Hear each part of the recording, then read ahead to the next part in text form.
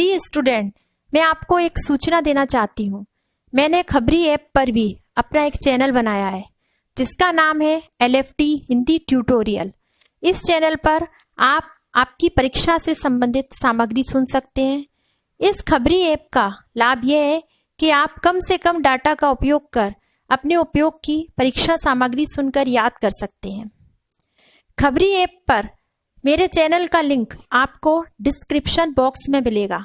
आप खबरी ऐप पर मेरे चैनल पर जाएं और LFD हिंदी ट्यूटोरियल को फॉलो करें। धन्यवाद। हेलो स्टूडेंट्स, मेरे channel LFD Hindi and GK education में आप सभी का स्वागत है। और आज मैं आप लोगों को पढ़ाने जा रही हूँ कक्षा 11 का हिंदी की पाठ पुस्तक का पाठ 7 रजनी। इस पाठ को पढ़ाने से पहले मैं आप सभी से कहना चाहूंगी कि आपने अभी तक मेरे चैनल को सब्सक्राइब नहीं किया है तो प्लीज सब्सक्राइब कर लीजिए ताकि मेरे आने वाले हर नए वीडियो का लाभ सबसे पहले आपको मिल सके। तो रजनी एक पटकथा है और ये मन्नू भंडारी के द्वारा लिखित है। तो चलो बच्चों शुरू करते हैं। पहले मैं इस पाठ का एक छोटा सा पाठ परिचय आप लोगों को दूंगी। रजनी दूरदर्शन का एक बहुचर्चित टीवी धारावाहिक रहा है। ये दूरदर्शन पर आता था बच्चों पहले। बासु चटर्जी के निर्देशन में बने इस धारावाहिक की हर कड़ी अपने में स्वतंत्र थी। इसकी प्रमुख स्त्री पात्र रजनी थी। यह एक जुझारू स्त्री पात्र है जो समाज एवं राजनीति के क्षेत्र में आई समस्याओं को दूर करने का प्रयास करती है। तो चलो बच्चों अब मैं स्टार्ट करती हूँ आप लोगों को पढ़ाना। रजनी मध्यम वर्गीय परिवार के फ्लैट का एक कमरा। एक महिला रसोई में व्यस्त है। घंटी बजती है। बाई दरवाजा खोलती है। रजनी का प्रवेश। रजनी, लीला बहन कहाँ हो? बाजार नहीं चलना क्या? लीला रसोई में से हाथ पहुंचते ही निकलती है। चलना तो था पर इस समय तो अमित आ रहा होगा अपना रिजल्ट लेकर। आज उसका रिजल्ट निकल रहा है ना। चेहरे पर खुशी का भाव। रजनी, अरे वाह, तब तो मैं मिठाई खाकर ही जाऊंगी। अमित तो पढ़ने में इतना अच्छा है कि फर्स्ट आएगा और नहीं तो सेकंड तो कहीं गया नहीं। तुमको मिठाई भी बढ़िया खिलानी पड़ेगी। सूजी के हलवे से काम नहीं चलने वाला, मैं अभी से बता देती हूँ। लीला हंसकर, नहीं नहीं, मैं तुम्हें अच्छी मिठाई ही खिलाऊंगी। मैंने पहले से ही मंगवा कर रखी है, केसरिया रसमलाई। अमित को बहुत पसंद है ना। रजनी, देखा, मुझे अपने घर में ही केसर की सुगंध आ गई थी। बाजार का तो मैं बहाना करके चली आई, वरना तुम तो मुझे काट ही देती। लीला, कैसी बात करती हो? मैं एक बार काट भी दूं, लेकिन अमित अपने मुंह में डालने से पहले रसमलाई लेकर तुम्हारे फ्लैट में दौड़ता। मैं कोई भी चीज घर में बनाऊं या बाहर से लाऊं, अमित जब तक तुम्हारे भोग नहीं लगा लेता हम लोग खा थोड़े ही सकते हैं। रजनी आंटी तो हीरो है उसकी। दोनों खिलखिलाकर हंसती हैं। रजनी, बहुत मेधावी बच्चा है। मेधावी का मतलब होता है बच्चों बुद्धिमान। अमित, तुम देखना तो आगे जाकर क्या बनता है। लीला, बस सब तुम्हारा ही आशीर्वाद है। फिर घंटी बजती है। लीला एक तरह से दौड़ते हुए दरवाजा खोलती है। अमित का प्रवेश। रोज की तरह भारी बस्ते की जगह एक हल्का सा थैला है। रजनी अमित को बाहों में भरने के लिए दोनों भाएं फैलाते हुए आगे बढ़ती है। कॉन्ग्रेचुलेशंस अमित, बधाई देने के लिए रजनी आंटी पहले से मौजूद हैं। अमित का चेहरा उतरा हुआ है पर दोनों में से अभी तक उस पर किसी का ध्यान नहीं गया। अमित आंसू भरी आंखों से थैले में से रिपोर्ट निकालकर माँ की ओर फेंकते हुए, अमित लो लो देखो क्या हुआ है मेरे रिजल्ट का। मैंने कितना कहा था कि मैथ्स में भी मेरी ट्यूशन लगवा दीजिए वरना मेरा रिजल्ट बिगड़ जाएगा। बस वही हुआ। मैथ्स में ही तो पूरे नंबर आ सकते हैं, रिजल्ट बिगड़ सकता है। रिपोर्ट रजनी देखने लगती है, लीला उसे अपनी बाहों में भरकर। लीला, पर तू तो सारे सवाल ठीक करके आया था। यहाँ आकर पापा के सामने तूने फिर से किया था अपना सारा पेपर। सब तो ठीक था। तेरे पापा ने नहीं कहा था कि 4-5 नंबर भले ही काट लें सफाई वफाई के, पर 95 तो तेरे पक्के हैं। रजनी रिपोर्ट देखते हुए, पर मिले तो कुल 72 ही हैं। फिर दूसरे विषयों के नंबर भी पढ़ने लगती है। English 86, history 80, civics 88, Hindi 82, drawing 90, सबसे कम मैथ्स में ही है। अमित गुस्से और दुख से, कम तो होंगे ही, ट्यूशन नहीं लेने से मिलते हैं कहीं अच्छे नंबर। सर तो बार बार कहते ही थे कि ट्यूशन कर लो वरना फिर बाद में मत रोना, रो पड़ता है। लीला अपराधी की तरह सफाई देते हुए, तुझे अंग्रेजी को लेकर थोड़ी परेशानी थी सो अंग्रेजी में करवा दी थी ट्यूशन। अब 2-2 विषयों की ट्यूशन, फिर लंबी चौड़ी फीस। बेटे अपनी आर्थिक मजबूरी की बात वह शब्दों से नहीं चेहरे से व्यक्त करती है, पर यह तो अंधेर ही हुआ कि सारा पेपर ठीक हो फिर भी नंबर काट लो। रजनी की भौहों में एकाएक बल पड़ जाते हैं। भौहों में बल पड़ जाना बच्चों एक मुहावरा है जिसका मतलब होता है क्रोध का भाव आना। वह रोते हुए अमित को खींचकर अपने पास सटा लेती है। रो मत, उसके आंसू पोंछते हुए। अमित रोएगा नहीं, समझे? मैं जो पूछती हूँ उसका जवाब देना बस। कुछ देर रुककर, तुझे अच्छी तरह याद है कि तूने पूरा पेपर ठीक किया था? अमित स्वीकृति में सिर हिलाता है। पापा के पास दोबारा पेपर करने से पहले दोस्तों से या किताबों से उन सवालों के जवाब तो नहीं देख लिए थे? अमित नहीं, ज्यों के त्यों आकर दिए थे, हमको आते थे वो सारे सवाल। रजनी, मैथ्स के सर कौन है? अमित मिस्टर पाठक। रजनी, कितने लड़के ट्यूशन लेते हैं उनसे? अमित 22। साल के शुरू में तो 8 लेते थे, फिर पहले टर्मिनल के बाद से 15 हो गए थे, हाफ ईयरली के बाद 7 लड़कों ने और लेना शुरू कर दिया। मुझसे भी तभी से कह रहे थे। लीला, हाफ ईयरली में तो इसके 96 नंबर आए थे, इसी ने बताया था कि क्लास में सबसे ज्यादा है। रजनी, उसके बाद भी कहते थे कि ट्यूशन लो?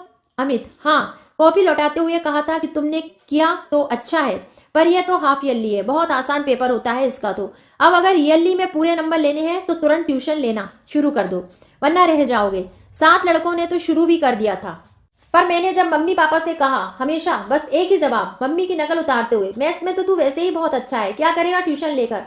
देख लिया, अब 6th पोजीशन आई है मेरी, जो आज तक कभी नहीं आई। अमित की आंखों से फिर आंसू टपक पड़ते हैं। रजनी डांटते हुए, फिर आंसू? जानता नहीं, रोने वाले बच्चे रजनी आंटी को बिल्कुल भी पसंद नहीं। मम्मी ने बिल्कुल ठीक ही कहा और ठीक ही किया, जिस विषय में तुम वैसे ही बहुत अच्छे हो उसमें क्या लोगे ट्यूशन? ट्यूशन तो कमजोर बच्चे लेते हैं। अमित, आप जानती नहीं आंटी, अच्छे बुरे की तो बात नहीं होती, अगर सर कहें और बार बार कहें तो लेनी ही होती है, वरना तो नंबर कम हो ही जाते हैं। रजनी, पेपर अच्छा करो तब भी नंबर कम हो जाते हैं। अमित, हाँ, कितना ही अच्छा करो फिर भी कम हो जाते हैं, जैसे मेरे हो गए। रजनी, यानी कि अच्छा पेपर करने पर भी कम आते हैं, सिर्फ इसलिए कि ट्यूशन नहीं ली थी? तो यह तो सर की गलती नहीं, बदमाशी है। और तू मम्मी से लड़ रहा है, सर से जाकर लड़। अमित इस भाव से सिर हिलाता है मानो कितनी बेकार की बात कर रही है रजनी आंटी। लीला 2 गिलासों में शिकंजी बनाकर लाती है। अमित लेने के लिए हाथ नहीं बढ़ाता तो रजनी घुड़कती है। घुड़कना यानी डांटना। रजनी, चलो पियो शिकंजी, देखते नहीं चेहरा कैसा पसीने पसीने हो रहा है। दोनों शिकंजी पीने लगते हैं। इस दौरान रजनी कुछ सोच रही है शिकंजी खत्म करके। कल आप 9 बजे तैयार रहिए, अमित साहब आपके स्कूल चलना है। अमित एकदम डर जाता है। कल से तो छुट्टी है, पर आप अगर स्कूल जाकर कुछ कहेंगी तो सर मुझसे बहुत गुस्सा हो जाएंगे। वहां मत जाइए प्लीज, वहां बिल्कुल मत जाइए। लीला, हाँ रजनी, तुम कुछ करोगी कहोगी तो अगले साल कहीं और ज्यादा परेशान ना करें इसे। अब जब रहना ही इसी स्कूल में है तो उन लोगों से झगड़ा कैसा? रजनी बात को बीच में ही काटकर गुस्से से, यानी कि वे लोग जो भी जुल्म ज्यादती करें हम लोग चुपचाप बर्दाश्त करते जाएं? सही बात कहने में डर लग रहा है तुझे, तेरी माँ को। अरे जब बच्चे ने सारा पेपर ठीक किया है तो हम कॉपी देखने की मांग तो कर ही सकते हैं, पता तो लगे कि आखिर किस बात के नंबर काटे हैं। अमित झुंझलाकर, बता तो दिया आंटी आप। रजनी गुस्से से, ठीक है तो अब बैठकर रो, तुम माँ बेटे दोनों। दनदनाती निकल जाती है। दोनों के चेहरे पर एक असहाय सा भाव। लीला, अब यह रजनी कोई और मुसीबत ना खड़ी करे। पहला दृश्य समाप्त होता है और इसका जो दूसरा दृश्य है, नया दृश्य, वो अब स्टार्ट हो जाता है बच्चों। नए दृश्य का अब आरंभ होता है। स्कूल के हेडमास्टर का कमरा, बड़ी सी टेबल, दीवार के सहारे रखी कांच की अलमारी में बच्चों द्वारा जीते हुए कप और शीट्स जमे हुए रखे हैं। दीवार पर कुछ नेताओं की तस्वीरें, एक बड़ा सा मैप लटका है। एक स्कूल के हेडमास्टर के कमरे का वातावरण तैयार किया जाए। हेडमास्टर काम में व्यस्त है।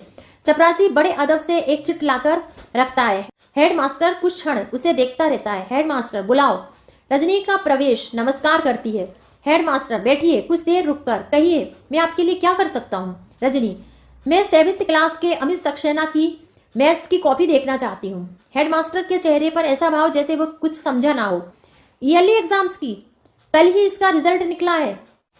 Headmaster, sorry madam, yearly exams की कॉपियां तो हम लोग नहीं दिखाते हैं। रजनी, जानती हूँ मैं, लेकिन बात यह है कि अमित ने मैथ्स का पूरा पेपर ठीक किया था, लेकिन उसे कुल 72 नंबर ही मिले हैं।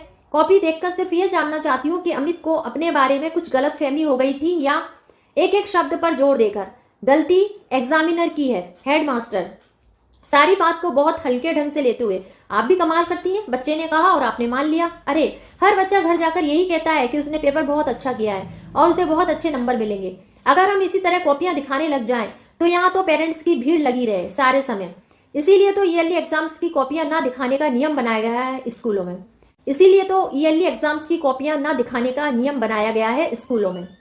रजनी अपने गुस्से पर काबू पाते हुए, देखिए आप चाहें तो अमित का पूरा रिजल्ट देख सकते हैं। मैथ्स में हमेशा 100% नंबर लेता रहा है।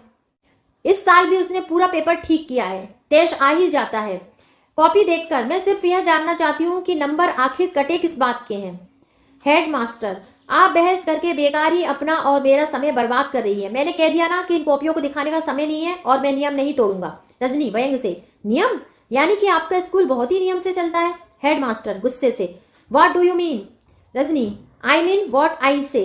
नियम का जरा भी ख्याल होता तो इस तरह की हरकतें नहीं होती स्कूल में। कोई बच्चा बहुत अच्छा है किसी विषय में, फिर भी उसे मजबूर किया जाता है कि वह ट्यूशन ले। यह कौन सा नियम है आपके स्कूल का? हेडमास्टर, देखिए टीचर्स और स्टूडेंट का आपसी मामला है। वो पढ़ने जाते हैं और वो पढ़ाते हैं। इसमें ना स्कूल आता है ना स्कूल के नियम। इस बारे में हम क्या कर सकते हैं? रजनी, कुछ नहीं कर सकते आप तो मेहरबानी करके यह कुर्सी छोड़ दीजिए, क्योंकि यहाँ पर कुछ कर सकने वाला आदमी चाहिए जो ट्यूशन के नाम पर चलने वाली धांधलियों को रोक सके, मासूम और बेगुनाह बच्चों को ऐसे टीचर्स के शिकंजों से बचा सके जो ट्यूशन ना लेने पर बच्चों के नंबर काट लेते हैं, और आप हैं कि कॉपियां ना दिखाने के नियम से उनके सारे गुनाह ढक देते हैं। हेडमास्टर चीख कर, will you please get out of this room? जोर जोर से घंटी बजाने लगता है। दौड़ता हुआ चपरासी आता है, मैम साहब को बाहर ले जाओ। रजनी, मुझे बाहर करने की जरूरत नहीं। बाहर कीजिए उन सब टीचर्स को जिन्होंने आपकी नाक के नीचे ट्यूशन का यह घिनौना रैकेट चला रखा है। व्यंग से, पर आप तो कुछ कर नहीं सकते, इसीलिए अब मुझे ही करना होगा और मैं करूंगी, देखिएगा आप। तमतमाती हुई निकल जाती है। हेडमास्टर चपरासी पर ही बिगड़ पड़ता है। जाने किस किस को भेज देते हो भीतर। चपरासी, मैंने तो आपको स्लिप लाकर दी थी साहब। हेडमास्टर गुस्से में स्लिप की चिंदी चिंदी करके फेंक देता है, कुछ इस भाव से मानो रजनी की चिंदियां बिखेर रहा हो। दूसरा दृश्य भी ये समाप्त होता है। अब अगला दृश्य, नया दृश्य। रजनी का फ्लैट, शाम का समय, घंटी बजती है। रजनी आकर दरवाजा खोलती है। पति का प्रवेश, उसके हाथ से ब्रीफकेस लेती है। पति जूते खोलते हुए, तुम आज दिन में कहीं बाहर गई थी क्या? रजनी, तुम्हें कैसे मालूम? पति, फोन किया था, एक फाइल रह गई थी, सोचा चपरासी को भेजकर मंगवा लूं, पर कोई घर में हो तब ना। पति के चेहरे पर खींच भरा गुस्सा पुता हुआ है। रजनी, तुम फाइल भूल गए और जिसके बारे में मुझे पता भी नहीं, पर फिर भी उसके लिए मुझे घर बैठना चाहिए, ये कौन सी बात हुई? पति जरा शांत होते हुए, अच्छा गई कहाँ थी? रजनी एक स्कूल का नाम लेती है। पति स्कूल का नाम दोहराता है, तुम क्या करने गई थी वहां? रजनी गदोगद भाव से, पहले चाय ले आऊं फिर बताती हूँ। कैमरा रजनी के साथ किचन में, गुनगुनाते हुए रजनी खाने का भी कुछ बना रही है, लगता है जो कुछ करके आई उससे बहुत प्रसन्न है। दृश्य फिर बाहर के कमरे में, नाश्ते की प्लेट काफी खाली हो चुकी है, जिससे लगे कि रजनी सारी बात बता चुकी है। रजनी बोलती बंद कर दी हेडमास्टर साहब की, जवाब देते नहीं बना तो चिल्लाने लगे, पर मैं क्या छोड़ने वाली हूँ इस बात को? पति, अच्छा मास्टर लोग ट्यूशन करते हैं या धंधा करते हैं, पर तुम्हें अपनी बैठे बिठाए इससे क्या परेशानी हो गई? तुम्हारा बेटा तो अभी पढ़ने नहीं जा रहा ना? रजनी एकदम भड़क जाती है, यानी कि मेरा बेटा जाए तभी आवाज उठानी चाहिए, अमित के लिए नहीं उठानी चाहिए, और जो इतने इतने बच्चे इसका शिकार हो रहे हैं उनके लिए नहीं उठानी चाहिए, सब कुछ जानने के बाद भी नहीं उठानी चाहिए। पति, ठेका लिया है तुमने सारी दुनिया का। रजनी, देखो तुम मुझे फिर गुस्सा दिला रहे हो। रवि, गलती करने वाला तो है ही गुनाहगार, पर उसे बर्दाश्त करने वाला भी कम गुनाहगार नहीं होता, जैसे लीलाबेन और कांति भाई और हजारों हजारों माँ बाप। लेकिन सबसे बड़ा गुनाहगार तो वह है जो चारों तरफ अन्याय, अत्याचार और तरह तरह की धांधलियों को देखकर भी चुप बैठा रहता है, जैसे तुम नकल उतारते हुए। हमें क्या करना है? हमने कोई ठेका ले रखा है दुनिया का? गुस्से और इखारत से माई फुट उठकर भीतर जाने लगती है, जाते जाते मुड़कर, तुम जैसे लोगों के कारण ही तो इस देश में कुछ नहीं होता, हो भी नहीं सकता। भीतर चली जाती है। पति बेहद हताश भाव से दोनों हाथों से माथा थामकर चढ़ा दिया सूली पर। अब नया दृश्य आ जाता है बच्चों, अगला दृश्य। डायरेक्टर ऑफ एजुकेशन के ऑफिस का बाहरी कक्ष, कमरे के बाहर उसके नाम और पद की तख्ती लगी है, साथ ही मिलने का समय भी लिखा है। एक स्टूल पर चपरासी बैठा है, सामने की बेंच पर रजनी और 3-4 लोग और बैठे हैं, प्रतीक्षारत यानी इंतजार कर रहे हैं। रजनी के चेहरे से बेचैनी टपक रही है, बार बार घड़ी देखती है, मिलने का समय समाप्त होता जा रहा है। रजनी चपरासी से, कितनी देर और बैठना होगा? चपरासी, हम क्या बोलेगा, जब साहब घंटी मारेगा बुलाएगा तभी तो ले जाएगा, बहुत बिजी रहता ना साहब। रजनी अपने में ही गुनगुनाते हुए, यह तो लोगों से मिलने का समय है, न जाने किसमें बिजी बनकर बैठ जाते हैं। चपरासी दूसरी तरफ देखने लगता है, कैमरा ऑफिस के अंदर चला जाता है, साहब मेज पर पेपर बैट घुमा रहा है, फिर घड़ी देखता है, फिर घुमाने लगता है। बाहर एक आदमी आता है, अपने नाम की स्लिप के नीचे 5 रुपए का एक नोट रखकर देता है और चपरासी का कंधा थपथपाता है। चपरासी हंसकर भीतर जाता है, लौटकर उस आदमी को तुरंत अपने साथ ले जाता है। रजनी के चेहरे पर तनाव घूरकर चपरासी को देखती है। थोड़ी देर में आदमी बाहर निकलता है। रजनी उठकर दनदनाती हुई भीतर जाने लगती है। चपरासी, अरे अरे किधर को जाता, अभी घंटी बजा क्या? रजनी, घंटी तो मिलने का समय खत्म होने तक बजेगी भी नहीं। दरवाजा धकेलकर भीतर चली जाती है। चपरासी, अरे कैसी औरत है, सुनतीच नहीं, यानी सुनती नहीं है। वहां बैठे 2-3 लोग हंसने लगते हैं। दृश्य कमरे के भीतर। निदेशक कुर्सी की पीठ से टिककर सिगरेट पी रहा है, रजनी को देखकर आश्चर्य से। निदेशक, आपको स्लिप भेजकर भीतर आना चाहिए ना। रजनी मुस्कुराकर, स्लिप तो घंटे भर से आपके चपरासी की जेब में पड़ी है और शायद 2-4 दिन चक्कर लगवाने तक पड़ी ही रहेगी। निदेशक, क्या कह रही हैं आप? रजनी, तो क्या यह सीधी साफ बात भी मुझे समझानी होगी आपको? खैर अभी छोड़िए इस बात को, इस समय मैं आपके पास किसी दूसरे ही काम से आई हूँ। निदेशक के चेहरे पर रजनी को लेकर एक आश्चर्य मिश्रित कौतूहल का भाव उभरता है। निदेशक, कहिए। रजनी थोड़ा सोचते हुए, देखिए मैं स्कूलों, विशेषकर प्राइवेट स्कूलों और बोर्ड के आपसी रिलेशंस के बारे में कुछ जानकारी इकट्ठा कर रही हूँ। निदेशक, कोई रिसर्च प्रोजेक्ट है क्या? Very interesting subject. रजनी, बस कुछ ऐसा ही समझ लीजिए। निदेशक, कहिए आप क्या जानना चाहती हैं? रजनी, जिन प्राइवेट स्कूलों को आप रिकॉग्नाइज कर लेते हैं उन्हें बोर्ड शायद 90% ग्रांट देता है। रिकॉग्नाइज का मतलब होता है बच्चों मान्यता देना। निदेशक जरा गर्व से, जी हाँ देता है। बोर्ड का काम ही ये है कि शिक्षा के प्रचार प्रसार में जितना भी हो सके सहयोग करे। It's our duty madam. Rajni, जब इतनी बड़ी एड देते हैं तो आपका कोई कंट्रोल भी रहता होगा स्कूलों पर। निदेशक, ऑफ कोर्स। ऑफ कोर्स का मतलब होता है वास्तव में। बोर्ड के बहुत से ऐसे नियम हैं जो स्कूलों को मानने होते हैं, स्कूल मानते हैं। सिलेबस बोर्ड बनाता है, फाइनल ईयर के एग्जाम बोर्ड कंडक्ट करता है। रजनी निदेशक के चेहरे पर नजरें गड़ाकर, स्कूलों में आजकल प्राइवेट ट्यूशंस का जो सिलसिला चला हुआ है, ट्यूशंस क्या बच्चों को लूटने का जो धंधा चला हुआ है, उसके बारे में आपका बोर्ड क्या करता है? निदेशक बड़े सहज भाव से, इसमें धंधे की क्या बात है? जब किसी का बच्चा कमजोर होता है तभी उसके माँ बाप ट्यूशन लगवाते हैं। अगर लगे कि कोई टीचर लूट रहा है तो उस टीचर से ना ले ट्यूशन, किसी और के पास चले जाए। यह कोई मजबूरी तो है नहीं। रजनी बच्चा कमजोर नहीं, होशियार है, बहुत होशियार। उसके बावजूद उसका टीचर लगातार उसे कोंचता रहता है कि वह ट्यूशन ले वरना पछताएगा। लेकिन बच्चे के माँ बाप को जरूरी नहीं लगता और वे नहीं लगवाते। जानते हैं क्या हुआ? मैथ्स का पूरा पेपर ठीक करने के बावजूद उसे कुल 72 नंबर मिले हैं। जानते हैं क्यों? क्योंकि उसने टीचर के बार बार कहने पर भी ट्यूशन नहीं ली। निदेशक वेरी सैड, हेडमास्टर को एक्शन लेना चाहिए ऐसे टीचर के खिलाफ। रजनी क्या खूब, आप कहते हैं कि हेडमास्टर को एक्शन लेना चाहिए। हेडमास्टर कहते हैं कि मैं कुछ नहीं कर सकता, तब करेगा कौन? मैं पूछती हूँ कि ट्यूशन के नाम पर चलने वाले इस घिनौने रैकेट को तोड़ने के लिए दखल अंदाजी नहीं करनी चाहिए आपको, आपके बोर्ड को? चेहरा तमतमा जाता है। निदेशक लेकिन हमारे पास तो आज तक किसी पेरेंट ने इस तरह की कोई शिकायत नहीं की। रजनी यानी कि शिकायत आने पर ही आप इस बारे में कुछ सोच सकते हैं। वैसे शिक्षा के नाम पर दिन दहाड़े चलने वाली इस दुकानदारी की आपके बहुत ही व्यंग्यात्मक ढंग से बोर्ड ऑफ एजुकेशन को कोई जानकारी नहीं है, कोई चिंता नहीं है। निदेशक कैसी बात करती हैं आप? कितने इंपॉर्टेंट मैटर्स रहते हैं हम लोगों के पास। अभी पिछले 6 महीने से तो नई शिक्षा प्रणाली को लेकर ही कितने सेमिनार्स ऑर्गेनाइज किए हैं हमने। रजनी व्यंग से, ओ इंपॉर्टेंट मैटर्स, नई शिक्षा प्रणाली। अरे पहले इस शिक्षा प्रणाली के छेदों को तो रोकिए, वरना बच्चों के भविष्य के साथ साथ आपकी नई शिक्षा प्रणाली भी छनकर गड्ढे में चली जाएगी। निदेशक थोड़े गुस्से के साथ, आप ही पहली महिला हैं और हो सकता है कि आखिरी भी हो जो इस तरह की शिकायत लेकर आई है। रजनी ठीक है, तो फिर आपके पास शिकायत का ढेर ही लगवा कर रहूंगी। झटके से उठकर बाहर चली जाती है। निदेशक देखता रहता है, फिर कंधे उचका देता है। अब मोन्टाज में कुछ दृश्य दिखाए जाएं। रजनी फोन कर रही है, मेज पर कुछ पत्र रखे हैं और रजनी एक रजिस्टर में उनके नाम पते उतार रही है। साथ में 1-2 महिलाएं और भी हैं। फिर एक के बाद एक 3-4 घरों में माँ बाप से मिल रही हैं, उन्हें समझा रही हैं। साथ में लीलावेन और 3-4 महिलाएं और भी हैं। इसका दृश्य समाप्त। अगला नया दृश्य, किसी अखबार का दफ्तर, कमरे में संपादक बैठे हैं, साथ में 3-4 स्त्रियों के साथ रजनी बैठी है। संपादक आपने तो इसे बाकायदा एक आंदोलन का रूप ही दे दिया, बहुत अच्छा किया। इसके बिना यह चीजें बदलती भी तो नहीं है। शिक्षा के क्षेत्र में फैली इस दुकानदारी को तो बंद होना ही चाहिए। रजनी एकाएक जोश में आकर, आप भी महसूस करते हैं ना ऐसा? तो फिर साथ दीजिए हमारा।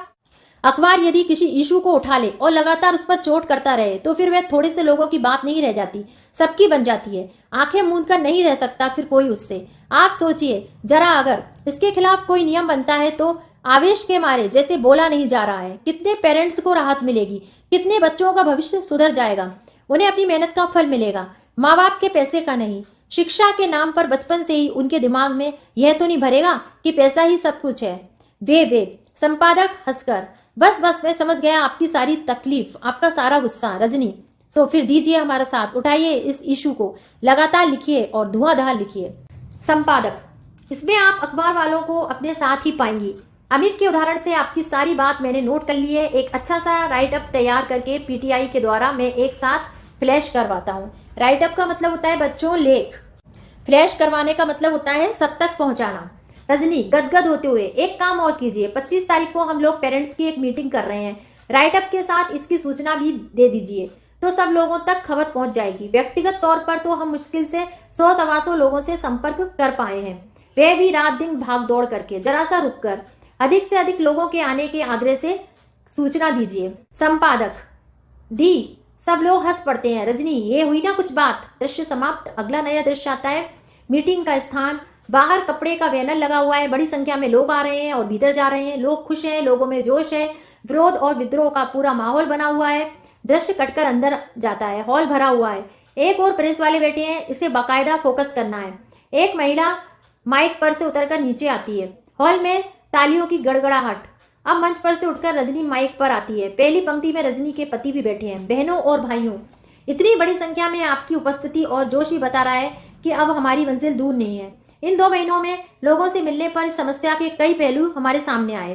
कुछ अभी आप लोगों ने भी यहाँ सुने, कुछ रुककर। यह भी सामने आया कि बहुत से बच्चों के लिए ट्यूशन जरूरी भी है। माएँ इस लायक नहीं होती कि अपने बच्चों को पढ़ा सके, और पिता जैसे वे घर के और किसी काम में जरा सी भी मदद नहीं करते, बच्चों को भी नहीं पढ़ा पाते। ठाका कैमरा उसके पति पर भी जाए, तब कमजोर बच्चों के लिए ट्यूशन जरूरी भी हो जाती है। बड़ा अच्छा लगा जब टीचर्स की ओर से भी एक प्रतिनिधि ने आकर बताया कि कई प्राइवेट स्कूलों में तो उन्हें इतनी कम तनख्वाह मिलती है कि ट्यूशन ना करें तो उनका गुजारा ही ना हो। कई जगह तो ऐसा भी है कि कम तनख्वाह देकर ज्यादा पर दस्तखत करवाए जाते हैं। ऐसे टीचर्स से मेरा अनुरोध है कि वे संगठित होकर एक आंदोलन चलाएं और इस अन्याय का पर्दाफाश करें। हॉल में बैठा हुआ पति धीरे से फुसफुसाता है, लो अब एक और आंदोलन का मसाला मिल गया। कैमरा फिर रजनी पर।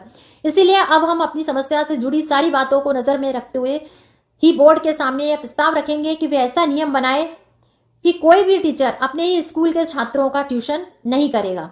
ऐसी स्थिति में बच्चों के साथ जोर जबरदस्ती करने, उनके नंबर काटने की गंदी हरकतें अपने आप बंद हो जाएगी। साथ ही ये भी हो कि इस नियम को तोड़ने वाले टीचर्स के खिलाफ सख्त से सख्त कार्रवाई की जाएगी। अब आप सब लोग अपनी राय दीजिए। सारा हॉल अप्रूव्ड की आवाजों और तालियों की गड़गड़ाहट से गूंज उठता है और इसका यह दृश्य समाप्त होता है। अब एक और नया दृश्य आता है। रजनी का फ्लैट, सवेरे का समय, कमरे में पति अखबार पढ़ रहा है। पहला पृष्ठ पलटते ही रजनी की तस्वीर दिखाई देती है। जल्दी जल्दी पढ़ता है, फिर एकदम चिल्लाता है, पति, अरे रजनी रजनी सुनो तो, बोर्ड ने तुम लोगों का प्रस्ताव ज्यों का त्यों स्वीकार कर लिया। रजनी भीतर से दौड़ती हुई आती है, अखबार छीनकर जल्दी जल्दी पढ़ती है, चेहरे पर संतोष, प्रसन्नता और गर्व का भाव। रजनी, तो मान लिया गया हमारा प्रस्ताव, बिल्कुल जैसे का तैसा, और बन गया यह नियम। खुशी के मारे अखबार को ही छाती से चिपका लेती है। मैं तो कहती हूँ कि अगर डटकर मुकाबला किया जाए तो कौन सा ऐसा न्याय है जिसकी धज्जियां ना बिखेरी जा सकती हैं। पति मुग्ध भाव से उसे देखते हुए, I am proud of you Rajni, really really I am very proud of you. Rajni इतराते हुए, 2 महीने तक लगातार मेरी धज्जियां बिखेरने के बाद। दोनों हंसते हैं। लीलाबेन, कांतिबाई और अमित का प्रवेश। लीलाबेन, उस दिन तुम्हारी जो रसमलाई रह गई वह आज खाओ। कांतिबाई, और सबके हिस्से की तुम ही खाओ। अमित दौड़कर अपने हाथ से उसे रसमलाई खिलाने जाता है, पर रजनी उसे अमित के मुंह में ही डाल देती है। सब हंसते हैं। हंसी के साथ ही धीरे धीरे दृश्य समाप्त हो जाता है। प्रिय स्टूडेंट्स, आज का मेरा ये टॉपिक यहीं पर समाप्त होता है। आज का मेरा ये टॉपिक यदि आप लोगों को अच्छा लगा हो तो प्लीज़ इसे लाइक कीजिए, और आपकी तरह आपके जो भी फ्रेंड्स आपकी कक्षा में पढ़ रहे हैं उनके साथ इसे शेयर कीजिए। और जो मेरे चैनल पर नए हैं उनसे मैं कहना चाहूँगी कि आप मेरे चैनल को सब्सक्राइब जरूर कीजिए। धन्यवाद।